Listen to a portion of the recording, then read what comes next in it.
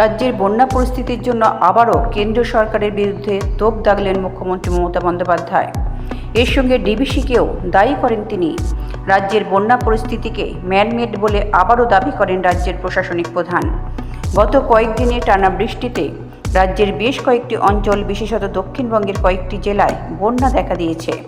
টানা বৃষ্টিতে ফুঁসছে দ্বারকেশ্বর, গন্ধেশ্বরী, শিলাবতী, কংসাবতী সহ বহু নদী।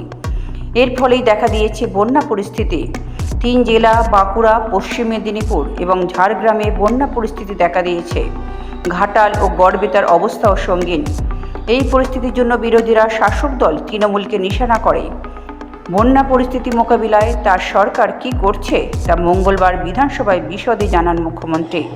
তিনি অভিযোগ করেন, বাংলায় থাকা 2 বন্দরে কোনো ড্রেজিং হয় না।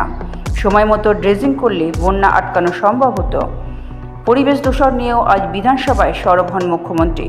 তিনি এ ব্যাপারে জানান, পরিবেশ দূষণ রোধে কী কী করণীয় তা নিয়ে কেন্দ্র নির্দেশ দিতে পারে, কিন্তু রাজ্য সরকার রুল ফ্রেম করবে।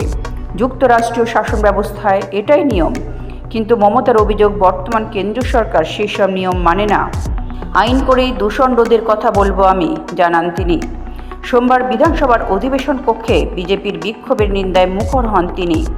নাম না করে তিনি বলেন, অনেকের বিরুদ্ধেই বিধানসভার কর্মীদের উপর হামলা করার অভিযোগ রয়েছে। মার্শালের গায়ে হাত পড়েছে, আর যারা মারলেন তারাই থানায় অভিযোগ জানালেন। এই বিষয়ে স্পিকারকে ব্যবস্থা নেওয়ার দায়িত্ব দেন মুখ্যমন্ত্রী। ব্যুরো রিপোর্ট, লটারি সংবাদ।